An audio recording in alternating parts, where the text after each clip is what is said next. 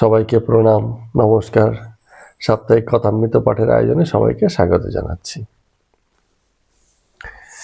মানুষ কখন ঈশ্বরকে ভুলে যায়? আমরা ভুলে যাই তো অনেক সময় ঈশ্বরকে, মনে রাখি না। কখন এরম হয়? এক নম্বর হচ্ছে সে যখন খুশি থাকে, ব্যক্তি যখন খুব খুশি থাকে তখন সে মনে করে না। যদি দুঃখে থাকে তখন ঈশ্বরের কথা মনে পড়ে। হয়তো জন্মানোর সময়ও মনে করে, অথবা নাও করতে পারে, কিন্তু মৃত্যুর সময় নিশ্চয়ই করে। অ্যাকচুয়ালি মারা যাওয়ার পরে আর ব্যাপারটা জানা নেই। তো মানুষ ঈশ্বরকে ভুলে যায় যদি কখনো চরম সংকটে পড়ে, তখনও ভুলে যায়। মানে কি হয়, যে ঈশ্বর আরাধনা করার জন্য যে মনটা চাই, সেই মনটা জগতের কোনো এক সংকটে ভীষণই ব্যতিব্যস্ত।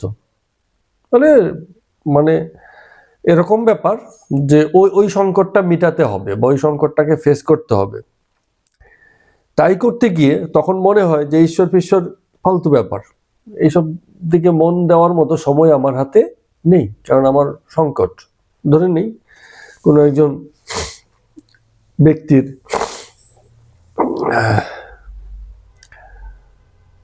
বা কথাটা তোমাদেরকে দিয়ে যদি বলি, ধরো পরীক্ষা দিচ্ছ, পরীক্ষার লেখা বাকি আছে 1 ঘন্টার, কিন্তু সময় বাকি আছে আধা ঘন্টার। কি করবে? ঈশ্বরের নাম করবে না লিখবে? এটা তো বলার সময়ও হবে না যে ঈশ্বর, আমি যেভাবেই হোক আমাকে তোমার কাছে প্রার্থনা করছি, সহায়তা করো যাতে আমি পুরো নম্বরটা উত্তর করতে পারি। বলবে ঈশ্বর ডাকার টাইম নেই, এখন আমার লিখার সময়। তার মানে ক্রাইসিস মোমেন্ট, সংকট ঘনীভূত। অল্প বিস্তর সংকটে ঈশ্বরের নাম করার মতো ফুসরত মেলে। সংকট যদি বেশি হয়ে যায় তখন আর ঈশ্বরের নাম মনে আসে না।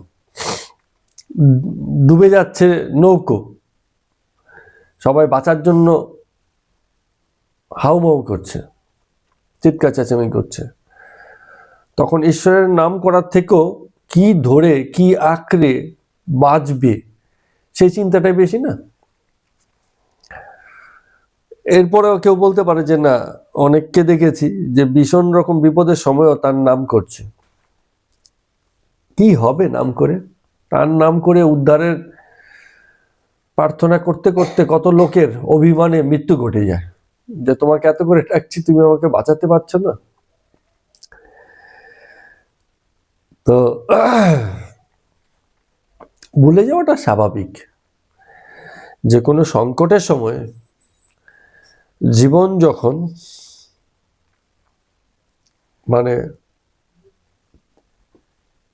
পিক অফ প্রবলেমস, সমস্যার চূড়ান্ত সময়ে পৌঁছে যায়, মন যখন সেই সংকট মোকাবেলাতেই ব্যস্ত, তখন সেই মনে ঈশ্বরের ঠাঁই নেই, জায়গা হয় না। অতিরিক্ত সংকটে বা প্রচণ্ড সংকটে, এই অতিরিক্ত না প্রচণ্ড না অল্প, এটা কর্তা ব্যক্তি ঠিক করে। ব্যক্তি ঠিক করবে এই সংকটটা তার জীবনে সে কিভাবে হ্যান্ডেল করতে সক্ষম। যদি না হয় অল্প সংকটেও সে ভুলে যেতে পারে। আবার কেউ কেউ আছে অনেক বড় সংকটেও মন স্থির রাখতে পারে। তাহলে সংকট যখন মনকে অকুপাই করে নেয়, সেই সময় ঈশ্বরের স্থান হয় না মনে। মনকে খানিকটা হলেও ফ্রি রাখতে হবে তার নাম জপ স্মরণ করার জন্য। এছাড়া আর অন্য যত রকমের তার নাম জপ বা তার তাতে আসলে শুধু তার নাম স্মরণ করেই বা কি হবে? একটা সংকটের সময় তার নাম স্মরণ করছে, কি হবে? তার থেকে উদ্ধারের পথ খোঁজাই ভালো। ঈশ্বর হয়তো বলবেন আমাকে ডাকতে হবে না, নিজে আগে বাঁচার উপায় খোঁজো। ঈশ্বর যদি সজাগ হন, তিনি নিজেই বলবেন যে আমাকে ডেকে লাভ নেই, উপায় খোঁজো, কি করে এই অবস্থা থেকে বেরোবে। আমি চারপাশে উপায় দিয়ে রেখেছি মানে হচ্ছে উপায় সবসময়ই থাকে। যে ইউটিলাইজ করতে পারে সে সেখান থেকে বেরোতে পারে, আবার যে ইউটিলাইজ করতে পারে না, যার ইউটিলাইজ করার মতো সংযোগটা ঘটে না, অনেক সময় চাইলেও হয় না, সংযোগ ঘটার ব্যাপার আছে। প্রকৃতি ভীষণ রকম দৈবতায় দাঁড়িয়ে, দৈবতার মানে হচ্ছে কাকতালীয়, হঠাৎ হতেও পারে নাও হতে পারে, আমরা জানি না, লটারির মতো লাগতেও পারে নাও লাগতে পারে, কারো না কারো তো লাগে, কিন্তু সবারই লাগে না। যাদের লাগে খুব কম সংখ্যায়, কিন্তু যাদের লাগে না তাদের সংখ্যাই বেশি। প্রকৃতির কোপে বেশিরভাগ লোক পড়ে, প্রকৃতির উদারতায় বা সুরক্ষায় পড়ে কম। আবার গল্প উল্টো হতে পারে, প্রকৃতির সুরক্ষাতেই অনেকে পড়ে, কোপে পড়ে কম। এখন কখন যে কি রকম ঘটনা ঘটবে, এই যে কোপে পড়ার বা উদারতায় পড়ার ঘটনা মানে কখন কি রকমের হবে আমরা আগে থেকে ঠিক করতে পারি না। মূল বিষয় হচ্ছে যে জাস্ট কথাটা বলা বলে আমরা আইডেন্টিফাই করার চেষ্টা করছি যে ঈশ্বরকে কখন মানুষ ভুলে যায়, যখন অতি সংকট থাকে, তাকে ভেবে সময় নষ্ট করার মতো সময়ও আমাদের যখন থাকে না তখন আমরা ভুলে যাই। আর কেউ যদি মনেও রাখে তারপরেও সেটা শুধু জাস্ট নামমাত্র মনে রাখা, ওই মনে রাখা মানে কোনো সমাধানের পথ নয়। ওই মনে রাখায় হয়তো একটা অভ্যাস থাকতে পারে, অনেকে আছে না যে কথা হলেই কথায় কথায় কেবল কৃষ্ণ নাম করে, কি হরিনাম করে, কিংবা কোনো যার যার আরাধ্য ঈশ্বরের নাম করে কথায় কথায়, তার মানে তার এটা হ্যাবিট। এর মানে এই নয় যে মানে তাকে গভীরভাবে আন্তরিকভাবে মনে করা বা তার এই জগৎ কারণকে দেখা বা জগৎ পরিচালনাকে দেখা। এই জন্ম মৃত্যু, সংকট আর সুবিধা, সুখ সুবিধা, এই যে মুখর পরিবেশ, জগৎ যে এইসব মুখরতাই আছে, এটা যে সর্বক্ষণ মনে রাখতে পারে এবং এই মনে রাখার কারণকে এর সঙ্গে সংশ্লিষ্ট করতে পারে, সেই ঈশ্বরকে মনে রাখে। ভুলে যাওয়া অর্থ এই যে এই যে যাকে আমরা সংকট বলে জীবনে ধরছি, তার স্বরূপ বা চরিত্রটা বুঝতে পারিনি। স্বরূপ বা চরিত্রটা বুঝলে সেই স্বরূপ বা চরিত্রের মধ্যেই ঈশ্বরের কারণরূপ উপস্থিতি আমরা টের পাই, আর ওটা টের পেলেই তাকে মনে করা হয়ে যায়। আর না হলে শুধু তার নাম উচ্চারণ করা বা মনে করে তাকে তার নামে ডাকা, এটা মানে মনে করা বা ভুলে যাওয়া কন্ডিশন নয়। যাই হোক, বিষয়টা গভীর। আরেকটা সময় আসে যখন ব্যক্তি খুব ভোগে থাকে, তখন সে ঈশ্বরকে ভুলে যায়। ভোগে মানে কি, কেউ মনে করো অনেকদিন বাদে ভালো ভালো খাবার পেয়েছে সামনে, সে এখন খাচ্ছে, ও ঈশ্বরের নামটা মনে আনার দরকার নেই। হ্যাঁ, যখন খাবার পাচ্ছিল না, হে ঈশ্বর আমাকে একটু খাবার জুটিয়ে দাও, যে জুটে গেছে তখন তো তার ভোগের সময়, টাইম টু কনজামশন, সে সময় সে ওই ভোগেই লিপ্ত, ভুলে গেছে, ক্ষণিকের জন্য ভুলে গেছে। তো কেউ যখন ভোগে থাকে তখন সে ভুলে যায়, যার অনেক অর্থ সম্পদ থাকে সে ভুলে যায়, মনে করে না, মনে করতে পারে না, কারণ জীবন সেই মুহূর্তে ভোগেই দাঁড়িয়ে। এটা দোষের কিছু নেই, আমরা এগুলোকে ঈশ্বরকে মনে রাখা এবং ভুলে যাওয়া কোনোটাই দোষ বা কোনোটাই বিশেষ কোনো ঘটনা নয়। ভুলে যাওয়াও স্বাভাবিক, মনে রাখাটাও স্বাভাবিক ঘটনা। কিন্তু মানে জাস্ট উত্তর দেওয়ার প্রসঙ্গ ধরে বলছি যে ভোগ মানে হচ্ছে যে কেউ কোনো রকম বঞ্চনার পরে যখন সেই জিনিসটা ভোগ করার সুযোগ লাভ করে, তখন সে ভোগেই বেশি মন দেয়, ওই তখন আর ঈশ্বরের কথা মনে রাখে না। আরেকটা হচ্ছে মোহে, এবং মোহের সাথে খুব অঙ্গাঙ্গি জড়িত হচ্ছে অজ্ঞানতা। অজ্ঞানতা হচ্ছে যে আমরা জানি না, ঈশ্বরের খেলাটা বুঝতেই পাচ্ছি না। তো জগতে যা কিছু ঘটছে তার মধ্যেই আছি, কিন্তু আমরা এতটাই অজ্ঞান যে এই খেলার চরিত্রটা ধরতে পারছি না। ধরতে যে পারছি না তাতেও আমাদের কোনো মানে বিকার নেই। আমরা ভাবছি যে দূর ধরতে পারছি না তো কি হয়েছে, যা ঘটছে তাই ঘটছে, চোখের সামনে যা দেখছি তাই ঘটছে। কিন্তু যা ঘটছে আর যা দেখছি দুটো হয়তো দুটো আলাদা দৃষ্টিভঙ্গি দাবি করে। যা দেখছি সেটা আমার দৃষ্টিভঙ্গি, ন্যারো, সংকীর্ণ, আর যা ঘটছে তা একটা বিস্তৃত প্রেক্ষাপট থেকে, বিস্তৃত মানে ওয়াইড অ্যাঙ্গেল একটা ভাবনার সুযোগ তৈরি করে। কিন্তু আমরা ওই ভাবনার সুযোগের দিকে যাচ্ছি না, ভাবছি না। তো এটা অজ্ঞানতা, যে আমরা যা দেখছি তাকে উপরি উপরি দেখছি, ভিতর ভিতর দেখছি না। তো এই অজ্ঞানতাকেই ঠিক জানাটা হচ্ছে মোহ। মানে আমি ক্রমাগত সরুঙ্গেল থেকেই দেখছি আর বলছি যে এই দেখাটাই দেখা, এর ভিতরে আর কিছু দেখার নেই। এই যে অবস্থাটা, এটা হচ্ছে মোহ। অজ্ঞানতার সাথে মোহ অঙ্গাঙ্গি জড়িয়ে আছে। আমি যে দেখতে পাচ্ছি না এটা আমি মানতে রাজি নই, তার মানে আমি মোহগ্রস্ত। আমার যে আরো কিছু দেখার বা ভাববার জায়গা আছে, আমি এটা স্বীকারই করছি না। আমি বলছি না, আমি যেটা দেখেছি এটাই ঠিক। এরকম আমি দেখেছি ও হাতে করে আঁচলে পেঁচি কিছু একটা নিয়ে যাচ্ছে, তো ও নিশ্চয়ই চুরি করেছে, এটা হচ্ছে আমার দেখা। আর এমনও হতে পারে সে হাতে পেঁচিয়ে আঁচলে করে কিছু নিয়ে যাচ্ছিল না, ঠান্ডায় হাত জমে যাচ্ছে, পেঁচিয়ে চলে গেছে, কিন্তু আমি তো দেখেছি সে নিয়ে গেছে। তো দুটো আলাদা জিনিস হয়ে গেল। পর্যবেক্ষণ আমার দিক থেকে শুরু সংকীর্ণ, কিন্তু ওই দিক থেকে আরো বেশি ওপেন। ঠিক আছে না? এটা এরকম। খাপ থাকলেই তলোয়ার থাকবে তার কোনো মানে নেই। লুকিয়ে গেলেই যে সে সবসময় চোর হবে তারও কোনো মানে নেই। ঠিক আছে? বৃষ্টি হলেই ঠান্ডা পড়বে তারও মানে নেই। বৃষ্টি হলেও গরম পড়তে পারে, তাই না? উপরি উপরি অনেক কিছু মনে হয় যে এরম বুঝি হয়ে গেল, কিন্তু অনেক সময় হয় না। আরো বিস্তৃত ভাববার জায়গা আছে। আরো আরো গভীরভাবে বললে ব্যাপারটা হচ্ছে এরকম যে বৃষ্টি হলে গাছের কি উপকার হয় না ক্ষতি হয়? উপকার হয়। কিন্তু কখনো কখনো এমন হয় গাছের জলের দরকার নেই, সেই সময় যদি বৃষ্টি হয় তাহলে গাছের আরো বেশি ক্ষতি হয়ে যাবে।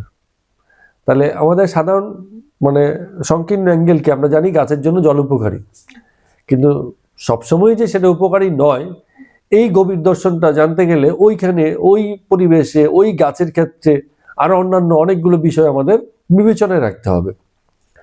তো এইটাই তো গভীর দর্শন। আর সাধারণ দর্শন কি? আমি জানি গাছের জন্য জল উপকারী, সেটা হচ্ছে সাধারণ দর্শন। ছোট একটা চারা গাছ, তাকে ওই মুহূর্তে অতটাও জল দেওয়া যাবে না, বুঝতে হবে প্রসঙ্গগুলো, জায়গাগুলো, ক্ষেত্রগুলো। এটা হচ্ছে গভীর দর্শন। আর আমি জানি গাছকে জল দিলে গাছ বাঁচে, তা আমি এবার চারা গাছে এত জল দিচ্ছি, ওই জলেই গাছ মরে গেছে। এটা হচ্ছে সংকীর্ণ দর্শন। বুঝতে পারলাম? তো অজ্ঞানতা আর মোহ হচ্ছে এরকম।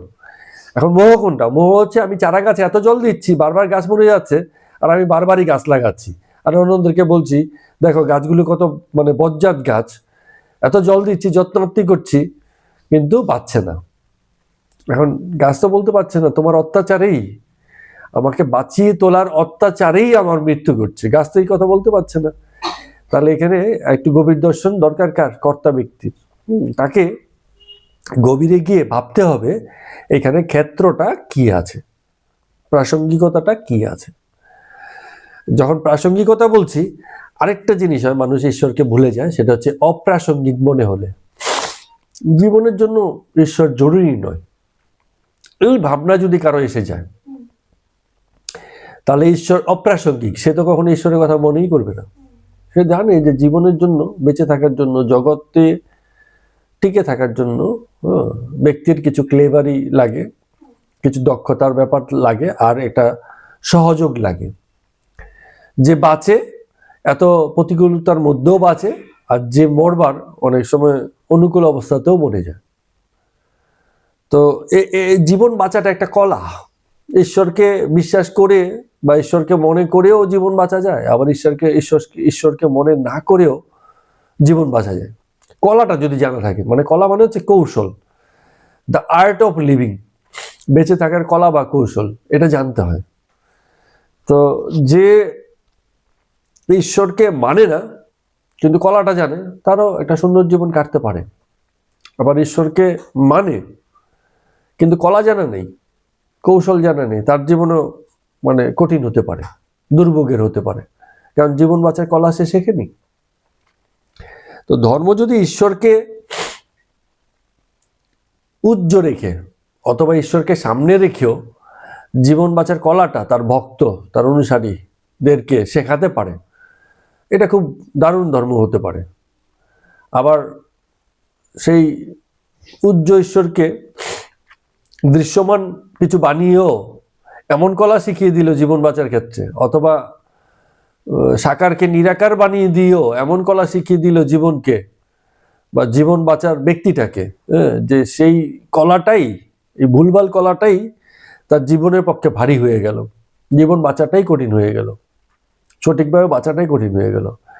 এমন ধর্মের গুরুত্ব কমে, এমন ব্যক্তির জীবনে সেই ধর্ম খুব কঠিন হয়ে পড়ে। তো এই যে আলোচনা করছি, দুঃখিত, এইখানে আরেকটা বিষয় একটু মনে নেওয়া খুব দরকার।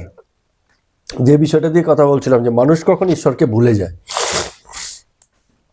মানুষ তখনই ঈশ্বরকে ভুলে যায়, একটা গুরুত্বপূর্ণ পয়েন্ট বাকি রয়ে গেল, যদি সে ঈশ্বরকে স্মরণেই না নেয়। স্মরণেই না নেওয়া মানে হচ্ছে কোনোদিন ঈশ্বরকে স্মরণেই নেয়নি। প্রথম কথা হচ্ছে কি করে স্মরণে নেবে, দুটো উপায় আছে। স্মরণ করে তার নাম জপ করা, যেটা খুব প্রচলিত জপের সংস্কৃতি, যে তাকে স্মরণ করতে গিয়ে তাকে কোনো একটা নাম ধরে ডাকা।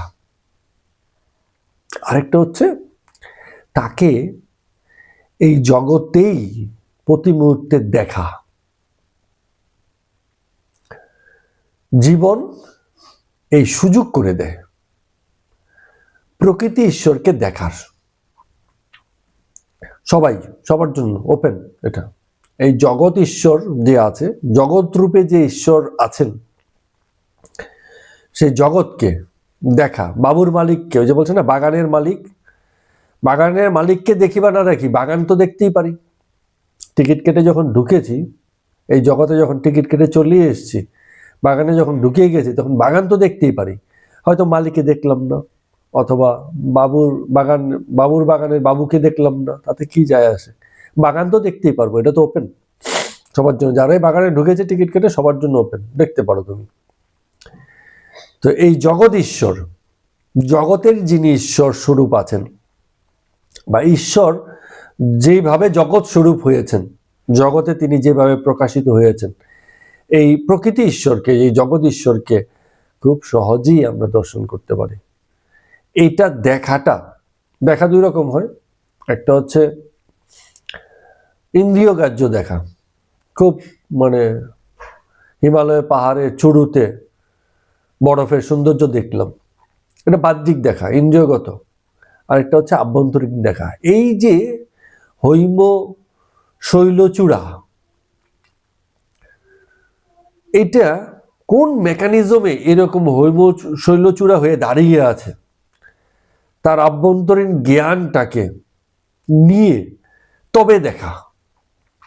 জাহাজে চড়া সবার কপালেই জোটে যে জাহাজে উঠে গেছে, কিন্তু নাবিক কি ক্যাপ্টেন জাহাজটা কিভাবে চলছে সবটা জেনে তবে সে জাহাজটাকে দেখে। তো তার জাহাজে চড়া আর একজন সাধারণ যাত্রীর জাহাজে চড়া, মাটিতে চড়া, গাছে চড়া, সব এক, ওটার কোনো অন্তর্দর্শন নাই। আবার যে ক্যাপ্টেন হয়েছে, যে নাবিক হয়েছে, সে যখন জাহাজে চড়বে, তার জাহাজের সঙ্গে কানেকশনটা মানে অনেকের থেকে অনেক বেশি গভীর, কারণ সে ওই মেকানিজমটার সঙ্গে জড়িয়ে আছে। জাহাজের মানে এই যে মহাসমুদ্রে চলে যাওয়াটার সঙ্গে জড়িয়ে আছে, একটা পূর্ববর্তী অভিজ্ঞতার সঙ্গে জড়িয়ে আছে, একটা লড়াই সংগ্রাম, ভালোবাসা, একটা কলা বা কৌশলের সঙ্গে জড়িয়ে আছে। তো এই সব কিছু নিয়ে যে জাহাজে চড়ছে, জাহাজে চড়াটা তার উপরি হয় না, আন্তরিক এবং অভিজ্ঞতার এবং জ্ঞানের ভিত্তিতে হয়। তো বিষয়টা হচ্ছে এরকম যে আমরা বলি যে তাকে আমরা ভুলে যাই। ভুলে যাওয়ার প্রসঙ্গ তখনই আসবে যদি কেউ তাকে স্মরণ করতে পারে ঠিকঠাক। যদি স্মরণটাই ঠিকঠাক না হয় তাহলে ভুলে যাওয়ার কথাটাই দাঁড়ায় না। আমি তো কোনোদিন স্মরণই করিনি ঠিক মতো, তাহলে আমি ভুলে গেলাম কি করে? তার নামই আমি জানি না, তো আমি তার নাম বলবো কি করে? তার সঙ্গে আমার কোনোদিন পরিচয়ই হয়নি, তো তাকে আমি বলবো কি করে? তাকে তো পরিচিতি করতে হবে, তবে না ভুলে যাওয়ার ব্যাপার হয়। তো যখন ব্যক্তির সঙ্গে বা অনুর সঙ্গে এই মানে পুরু পদার্থের মানে কোনোদিন পরিচয়ই ঘটে না, তখন অনু কি করে এই সমগ্রতাকে মানে মনে করবে বা চিনবে? শরীরের একটা কোষ পুরো শরীরটাকে কখনো দেখতেই পায়নি যদি তার চোখ থাকে, তো সে কি করে শরীর সম্পর্কে ধারণা করবে? তো এই যে বলছি মনে করা, তাকে মনে করতে গেলে তার সম্পর্কে যে ধারণা আমাদের হওয়া উচিত, আমাদের অস্তিত্ব অনু অস্তিত্ব সেই ধারণার সক্ষমতা আমাদেরকে দেয়ই না। তো আমরা তার সম্পর্কে ধারণাই কি করব, মনেই কি করব, আর স্মরণই কি করব? সেই যোগ্যতাই হয়নি, সেই জায়গাটা তৈরিই হয় না কখনো। ফলে মানে ঈশ্বরকে ভুলে যাওয়াও যায় না, আবার ঈশ্বরকে স্মরণ করাও যায় না, কারণ এই দুই পুরো আলাদা। ব্যক্তি তার অস্তিত্ব থেকে এই মহা অস্তিত্বের সঙ্গে মানে সেইভাবে জুড়তে অক্ষম। তো আভ্যন্তরীণ কোনো যোগাযোগ যদি ব্যক্তির মধ্যে উপলব্ধি আকারে আসে, বোধ আকারে আসে, তবে হয়তো গল্পগুলো আলাদা হতে পারে। না হলে ক্ষুদ্রতার বিশালতার পার্থক্য এতই বেশি যে এই দূরত্ব গুছানো যায় না। কোনো ঋষি মনুঋষি মহাপুরুষ আমাদের এই দুরবস্থার কথা চিন্তা করে হয়তো দয়া পরবশ কৃপা করে আমাদেরকে নাম দিয়েছেন, বলছেন এই যে দেখো তোমার পক্ষে তো সম্ভব নয়, তো তুমি আকাঙ্ক্ষী, তুমি পেতে চাও বা তুমি স্মরণ করতে চাও, চলো ভাই তোমাকে কিছু নাম দিলাম তার, এবার তুমি এই নিয়েই স্মরণ করে থাকো। বাচ্চাদের যেমন খেলনা দিয়ে বসিয়ে দেয়, আমাদেরকেও নামের একটা উছিলা দিয়ে বসিয়ে দেওয়া হয়েছে। সেই উছিলার সঙ্গে জুড়ে থেকে যেন আমরা সেই মহা অস্তিত্বের সম্পর্কে মানে কোনো সামান্য ধারণা যদি করতে পারি অথবা কোনো সংযোগ যদি ঘটাতে পারি, যদিও ঘটে না, ঘটাতে যদি পারি, এরকম ভাবনা থেকে মানে নামের স্মরণ হয় কিন্তু ঘটে না। এই ব্যক্তি যদি সৎ হয়, সৎ মানে কি? যে স্বীকার করতে রাজি, যে আমি জানি আমার সঙ্গে কি ঘটছে, স্বীকার করতে রাজি। আবার কেউ স্বীকার করতে রাজি নয়। গুরু বলে দিয়েছে তোর সঙ্গে অলৌকিক কিছু ঘটবে, ও না ঘটলেও ভাবছে গুরু যখন বলে দিয়েছে আমার সঙ্গে ঠিক অলৌকিক কিছুই ঘটছে। বা সবার সঙ্গে যা ঘটবে তা যদি ব্যক্তি আগেই জেনে যায়, তো সে ভাববে আমি আর কোন কালের সিপাই যে আমার সঙ্গে তা ঘটবে না। সবার সঙ্গে যা ঘটে আমার সঙ্গেও তাই ঘটবে, না ঘটলেও ঘটবে, সে ধরেই নেয় তার সঙ্গে তাই ঘটছে। তো সৎ হচ্ছে যে ঠিক ঠিক দেখতে জানে যে আমার সঙ্গে ঠিক কি ঘটছে, যা ঘটছে না, যা ঘটছে স্বীকার করে নিই। তার জন্য বিচার এবং উপলব্ধির দরকার আছে এবং শূন্য হওয়ার দরকার আছে, না হলে এই প্রত্যক্ষণ কখনো আসে না। তো শূন্য মানে হচ্ছে যে এই যে প্রিভিয়াস যত কনসেপ্ট আছে সেগুলোকে মাথা থেকে হাঁটিয়ে দেওয়া, কারণ সেসব কনসেপ্টই আমাদেরকে আমাদের দেখার দৃষ্টিভঙ্গিকে প্রভাবিত করে রাখে, ম্যানিপুলেট করে দিচ্ছে আমাদেরকে, মানে ফ্রি জাজমেন্ট করতে দিচ্ছে না। আগের যত সব ভাবনা অ্যাকচুয়াল জাজমেন্ট করতে দিচ্ছে না। তো ততটাও ফ্রি হলে পরে ব্যক্তি সৎ হয়, এবং সৎ হলে তখন সে মানে স্বীকার করতে পারে। সৎ না হলে স্বীকারোক্তি আসে না, এবং ব্যক্তি তখন স্বীকার করতে রাজি হয় যে সে ঈশ্বরকে কখনো স্মরণেই নেয়নি, ভুলে যাওয়ার প্রশ্ন তো আসেই না। যাক, অনেকগুলো প্রসঙ্গ ধরে আমরা একটা তুলনামূলক আলোচনার জায়গায় যাওয়ার চেষ্টা করলাম যে ঈশ্বরকে মানুষ কখন ভুলে যায়, বা আদৌ সে ভোলে কিনা, অথবা আদৌ সে স্মরণ করতে পারে কিনা, এইসব। এখন আজকে আমরা কথা প্রসঙ্গে এই বক্তব্যের পরে কথামৃতের পর্ব সংখ্যা 134 শুরু করছি। ডাক্তারবাবু আছেন। ডাক্তারবাবু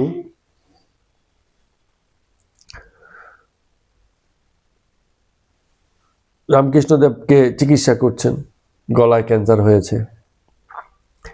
অন্যান্য ভক্তবৃন্দও আছেন। মহিমা আছেন, একজন ভক্ত, 2 ভাই ছিল, তার মধ্যে একজন হচ্ছে মহিমা। তো তিনি রামকৃষ্ণদেবকে বলছেন যে আপনার অসুখ ডাক্তারেরা আর কি করবে। যখন শুনলাম যে আপনার অসুখ করেছে, তখন ভাবলাম যে ডাক্তারের অহংকার বাড়াচ্ছেন। কথাটা খুব সুন্দর। অর্থাৎ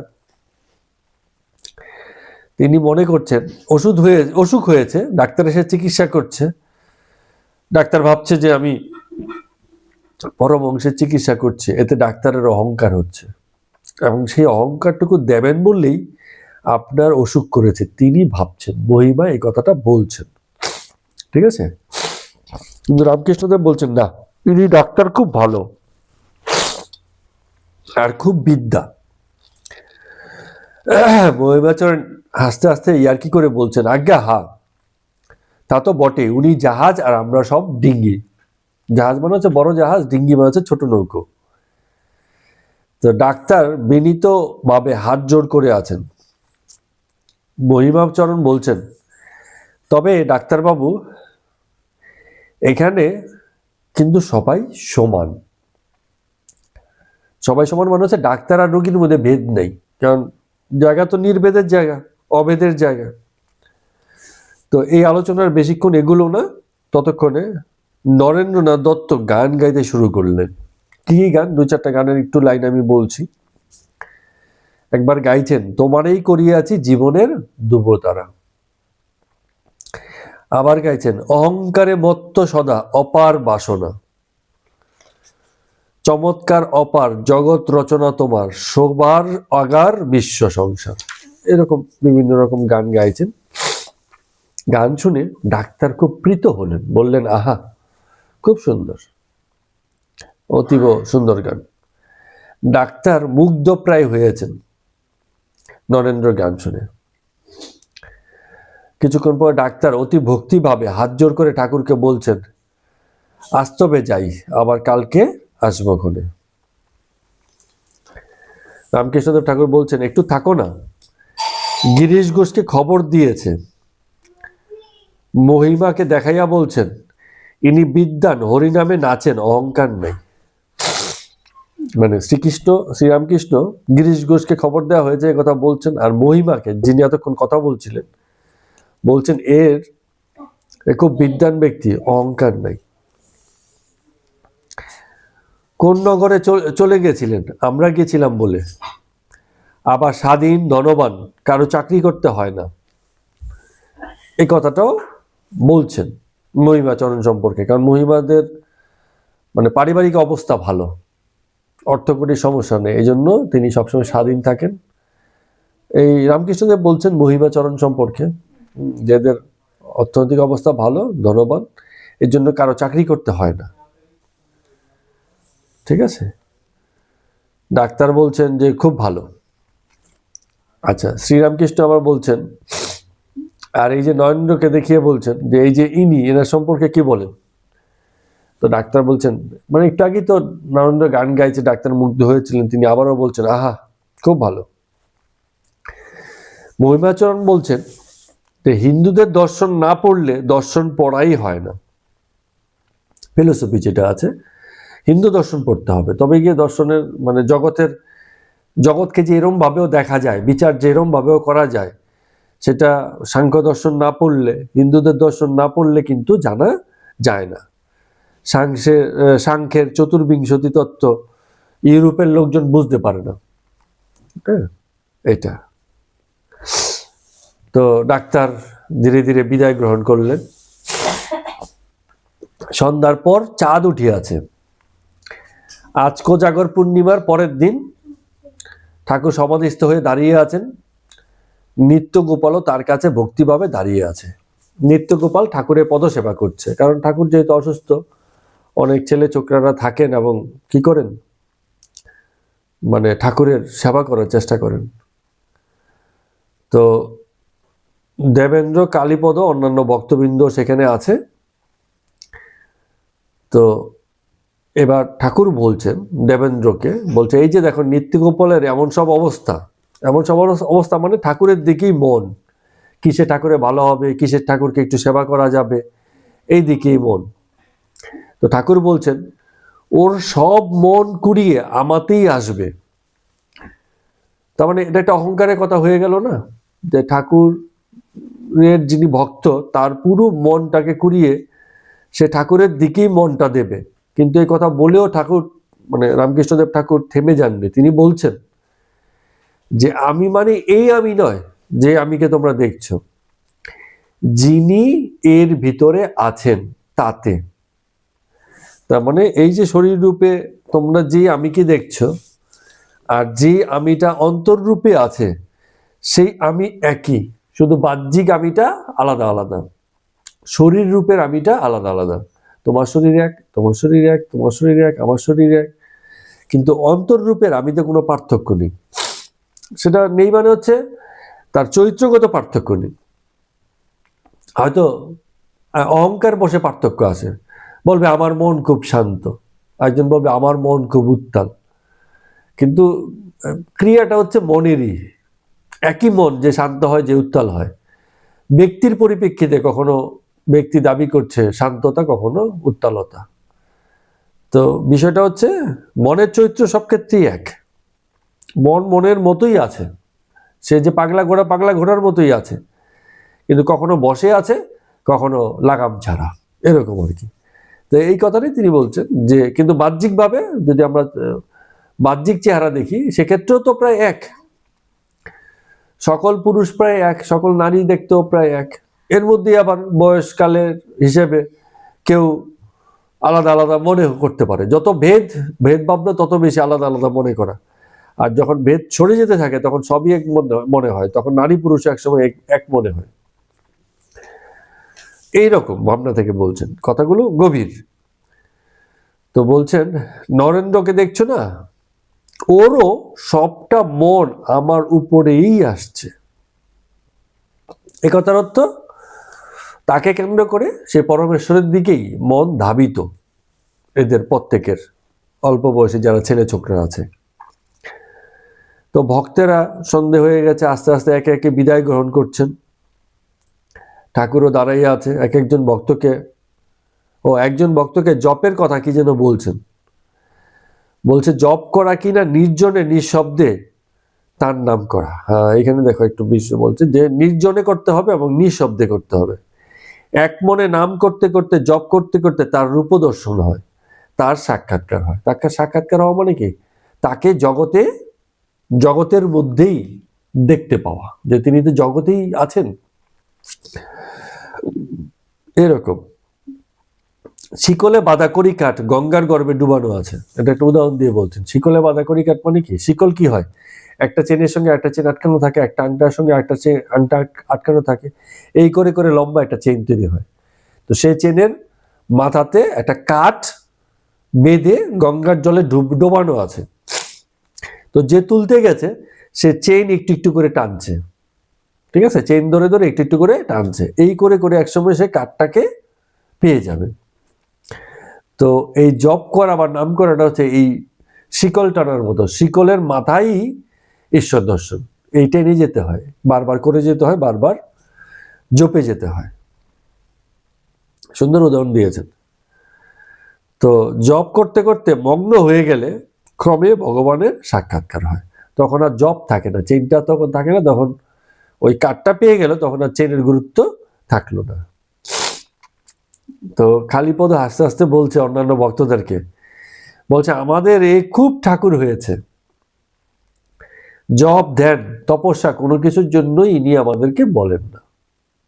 হ্যাঁ, কারণ কি, যেখানে আন্তরিক আন্ডারস্ট্যান্ডিংটা গুরুত্বপূর্ণ, সেখানে জব ধ্যান বাহ্যিক বা উপরি পাওনা হয়তো তাকে ধরেও এগোতে হয়, তপস্যা করেই তবে সাধনা হয়, কিন্তু শুধু তপস্যা করার জন্য বলেন না। এই কথায় তারা প্রীত হয়েছে, কথা শুনে খুশি হয়েছে। তো ভক্তরা একে একে সবাই বিদায় করেছেন। সেদিন রাত্রে মাস্টারমশাই থাকবেন, অন্যান্য ছেলে ছোকরারাও পালা করে থাকবেন। পরে আরেকদিনের কথা বলছি, রবিবার 25শে অক্টোবর 1885 খ্রিস্টাব্দ। কলিকাতাস্থ শ্যামপুকুরে বাড়িতে অবস্থান করছেন ঠাকুর। গলায় পীড়া, পীড়া মানে হচ্ছে অসুখ, ক্যান্সার। আজকাল ডাক্তার সরকার দেখিয়ে দিয়েছেন। তো ডাক্তারের কাছে পরমহংসদেবের অবস্থা জানাইবার জন্য মাস্টার মশাই কি প্রত্যেক দিনই ডাক্তারবাবুর কাছে যান, যে কেমন দেখে এলেন, গিয়ে বলেন। সেই হিসাবে ডাক্তার যে ব্যবস্থাপত্র দেয় সেটা এসে আবার তিনি প্রয়োগ করেন বা বলেন রামকৃষ্ণদেব ঠাকুরকে। তো সকালে তাই মাস্টার তাকে প্রণাম করে জিজ্ঞেস করছেন যে আপনি কালকে কেমন ছিলেন। রামকৃষ্ণদেব বলছেন ডাক্তারকে বলবে শেষ রাতে এক মুখ জল হয়। তার মানে কি হচ্ছে, ওই যে গলায় তো ক্যান্সার, মুখের মধ্যে জল এসে ভরে যায়, মুখের মধ্যে জল, আবার একটু কাশিও আছে। আর তুমি জিজ্ঞেস করবে যে এই যে অবস্থা, এর মধ্যে নাইব কিনা। নাইব মানে কি, স্নান করব, চান করব কিনা। এটা তিনি মাস্টারমশাইকে বললেন। মাস্টারমশাই ডাক্তারবাবুকে এইসব সংবাদ দেবেন বলে 7টার পরে তার যে চেম্বার আছে, বাড়ি আছে, সেখানে গিয়ে পৌঁছলেন। সেখানে সেই ডাক্তার, তার একজন বৃদ্ধ শিক্ষক, সেও ডাক্তার, আর দু একজন বন্ধু সেখানে উপস্থিত ছিল। সবাই মিলে সেখানে কথা বলছেন কিংবা আড্ডা দিচ্ছেন। তো ডাক্তার মশাই এবার মাস্টারকে দেখার পরে সেই রামকৃষ্ণদেব ঠাকুরের কথাই বলছেন মহাশয়, রাত 3টে থেকে পরমহংসের ভাবনা আরম্ভ হয়, ঘুম নাই, এখনো পরমহংস চলছে।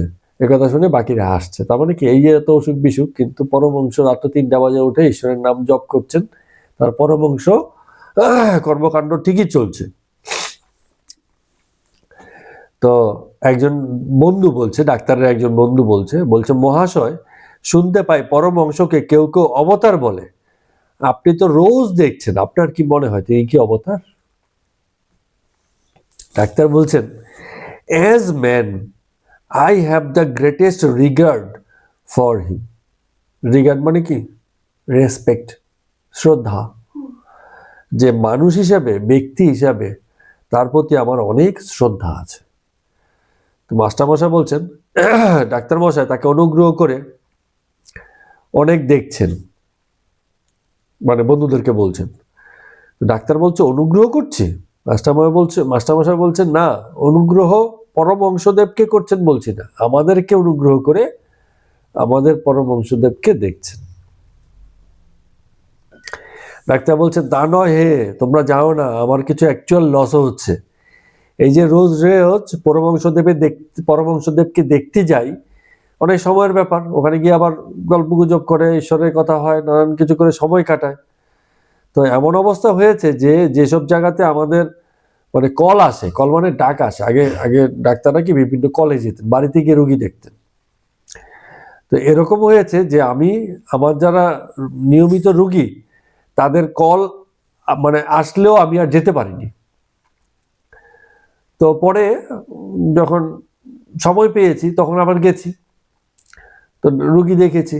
কিন্তু এবার তো আর রুগী ডাকেনি। ডাক্তার যদি নিজেই আসে তাহলে তো ফি দেওয়ার দরকার হয় না, বা ডাক্তারবাবু নিজে এসে ফি চাইতেও পারে না। তো বলছে যে আর ফি নিতে পারি না, হ্যাঁ, নিজে গিয়ে রুগী দেখে কি আর ফি নেওয়া যায়? তো এই কারণে বলছে যে আমার কিছু অ্যাকচুয়াল লস হচ্ছে।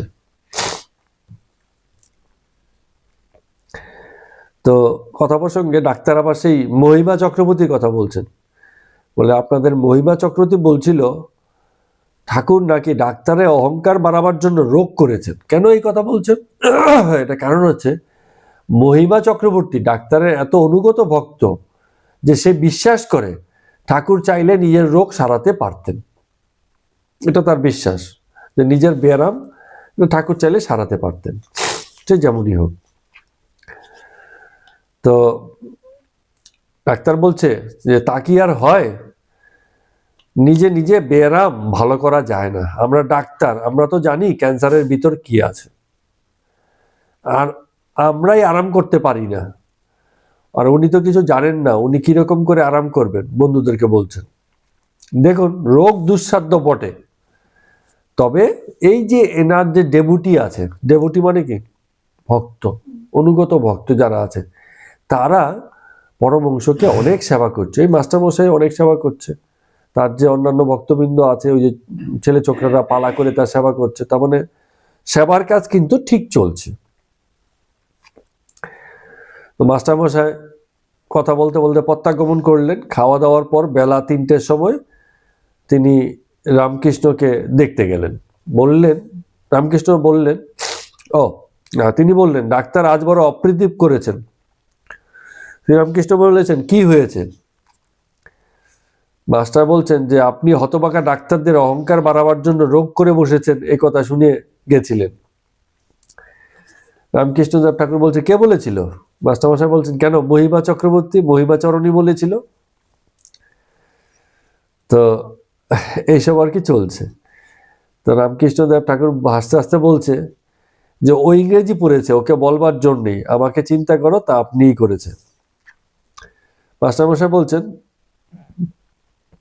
যে ডাক্তারবাবু তার বন্ধুদেরকে বলেছে, as man I have the greatest regard for him. তো ঠাকুর রামকৃষ্ণদেব বলছেন যে তাহলে এর মানে কি দাঁড়ালো? উনি তো ইংরেজি সব বোঝেন না। বলছেন যে ডাক্তার হিসেবে, ব্যক্তি হিসাবে এনাকে আমি অনেক শ্রদ্ধা করি। তো রামকৃষ্ণদেব ঠাকুর হাসছেন। মাস্টারমশাই বলছেন, আজ ব্যারামের আমি জিজ্ঞেস করলাম আজ ব্যারামের কি বন্দোবস্ত হবে? ডাক্তার বলছে, বন্দোবস্ত না, আমার মাথা মুন্ডু। ছাড়ুন দেখিনি, আমি নিজেই যাবো, ওখানে গিয়ে যা কিছু করা করব।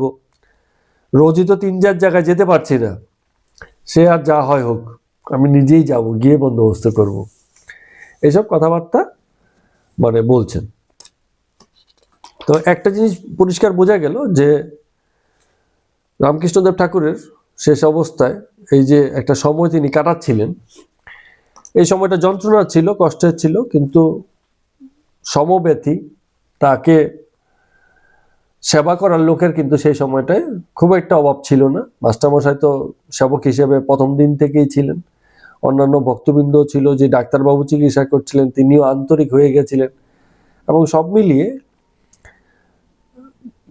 এই যে সময়টা রামকৃষ্ণদেব কাটাচ্ছিলেন, হতে পারে অসুখের যন্ত্রণা আছে, মুখ ভরে আসছে জলে, গলা ব্যথা করছে, আরো অন্যান্য উপসর্গ, কিন্তু মানে এই যে সহযোগের জীবনটা কিন্তু একেবারেই খারাপ কাটছিল না। তো ভক্তদের প্রেম আর ভালোবাসায় তিনি দিন যাপন করছিলেন। যেমনই হোক, আজকের মতো কথামৃত পাঠ আমরা এখানেই শেষ করছি। সবাইকে প্রণাম এবং নমস্কার।